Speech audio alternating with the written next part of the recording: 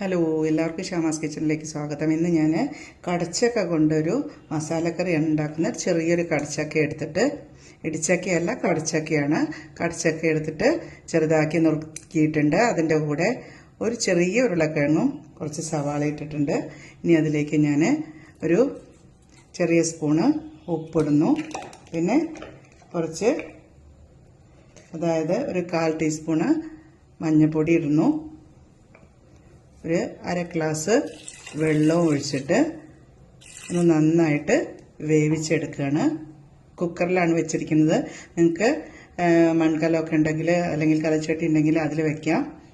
ഇനി നമുക്ക് അതിലേക്ക് ഒരു അരപ്പ് തയ്യാറാക്കാം. മസാലക്കറിയിലേക്കുള്ള മസാല തയ്യാറാക്കാനായിട്ട് നമ്മൾ അടുപ്പത്ത് ഒരു ചീനച്ചട്ടിയിൽ കുറച്ച് വെളിച്ചെണ്ണ ഒഴിച്ചിട്ടുണ്ട്. ഇനി കുറച്ച് കുരുമുളക്, കറിവേപ്പില, അതേപോലെ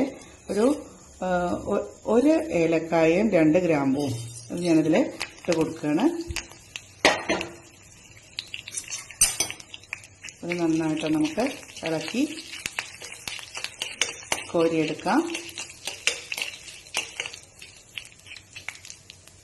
മസാലക്കറിയിലേക്കുള്ള മസാല തയ്യാറാക്കാനായിട്ട് അടുപ്പത്തൊരു ചീനച്ചട്ടി വെച്ച്, അതേപോലെ അതിലേക്ക് കുറച്ച് വെളിച്ചെണ്ണ ഒഴിച്ച് 2 സ്പൂൺ വെളിച്ചെണ്ണ ഒഴിച്ചിട്ട് അതിലേക്ക് ചെറിയ ഉള്ളി, വെളുത്തുള്ളി, കുരുമുളക്, ഒരു ഏലക്കായ, 2 ഗ്രാമ്പും ഇട്ടിട്ടുണ്ട്.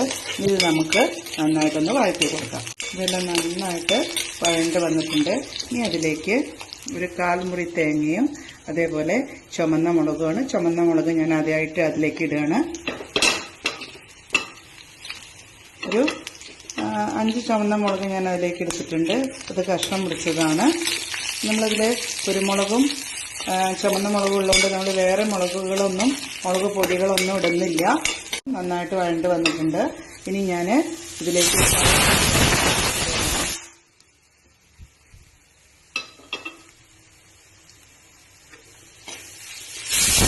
നമ്മുടെ നാളികേരമൊക്കെ ചെറുതായിട്ട് ബ്രൗൺ കളറായി വന്നിട്ടുണ്ട്.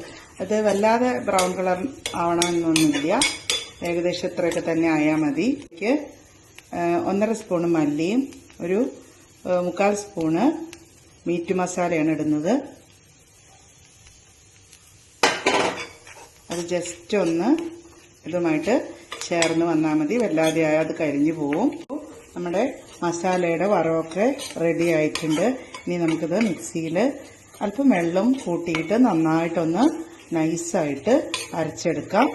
ഇതൊക്കെയൊക്കെ നന്നായിട്ട് വെന്തിട്ടുണ്ട്. ഇത് നോക്കൂ, എത്ര വെന്താൽ മതി. ഇനി ഞാൻ അതിലേക്ക് അരപ്പ് ഒഴിക്കുകയാണ്. ഇത് നോക്കൂ, ഇതാണ് നമ്മൾ അരച്ച് വെച്ചിട്ടുള്ള അരപ്പ്. അത് ഞാൻ അതിലേക്ക് ഒഴിക്കുകയാണ്. അരപ്പ് ഒഴിച്ചു. നല്ല തിക്കായിട്ടാണുള്ളത്. അപ്പം ഞാൻ ഈ മിക്സി കഴുകിയിട്ടുള്ള കുറച്ച് വെള്ളമുണ്ട്, ആ അരപ്പിൻ്റെ കൂടെ അതും കൂടി ചേർത്ത് ഇതിലേക്ക് ഒഴിച്ചു കൊടുക്കുകയാണ്. ഇനിയിപ്പോൾ അത് നമുക്ക് ഇഡ്ഡലിക്കോ ദോശയ്ക്കോ അതേപോലെ പുട്ടിന് എന്തിനു വേണ്ടിയിട്ടും ഉപയോഗിക്കാം. ചോറിന് അത്രയ്ക്കധികം എനിക്കിഷ്ടമില്ല. നിങ്ങൾക്ക് ചോറിന് ഇഷ്ടമുള്ളവർക്ക് ചോറിനും കഴിക്കാം കേട്ടോ. ഇത് കണ്ടോ, ഇത്രേ വേവാൻ പാടുള്ളൂ. കഷ്ണം അതിൽ ഇങ്ങനെ ഉണ്ടായിരിക്കണം. ഉപ്പ് കുറവാണെന്ന് തോന്നുന്നുണ്ട്, അതുകൊണ്ട് കുറച്ച് കൂടി ഉപ്പിട്ട് കൊടുക്കുക. ഉപ്പൊക്കെ നിങ്ങളുടെ ആവശ്യാനുസരണം ഇട്ടോളൂ കേട്ടോ. നമ്മുടെ കടച്ചക്ക കറി റെഡി ആയിട്ടുണ്ട്. ഇനി അതിന് താളിക്കാൻ വേണ്ടിയിട്ട് ഞാൻ അടുപ്പത്തൊരു പാൻ വെച്ചിട്ടുണ്ട്. ആ പാനിലേക്ക് അല്പം വെളിച്ചെണ്ണ ഒഴിക്കുകയാണ്. ഇനി ആ വെളിച്ചെണ്ണയിലേക്ക് കുറച്ച് കടുക് ഇടുകയാണ്. പൊട്ടി വന്നിട്ടുണ്ട്. ഇനി അതിലേക്ക് ഒരു പച്ചമുളകും ഒരു 4 ചെറിയ ഉള്ളി ഇട്ട് കൊടുക്കുകയാണ്. ഇതൊന്ന് നന്നായിട്ട് വഴണ്ട് വരട്ടെ. മസാലക്കറിയിലേക്കുള്ള താളിപ്പ് റെഡി ആയിട്ടുണ്ട്. ഇനി നിങ്ങൾ ചെയ്യുമെന്ന് അറിയില്ല, ഞാൻ മസാലക്കറിയിലേക്ക് ഇത് വാങ്ങാൻ നേരത്തെ ചെറിയൊരു കഷ്ണം തക്കാളി ഇടും, ഒരു ടേസ്റ്റിന് വേണ്ടിയിട്ട്. അതായത് ഒരു തക്കാളിയുടെ ഒരു പകുതി ഇല്ല, ഒരു 1/4 ഭാഗം. പിന്നെ മല്ലിച്ചപ്പ്, അതേപോലെ കറിവേപ്പില. തക്കാളി അധികം വഴണ്ട് വരേണ്ട ആവശ്യമൊന്നുമില്ല. ഇനി നമ്മൾ കറിയിലേക്ക് ഒഴിച്ചു കൊടുക്കാം.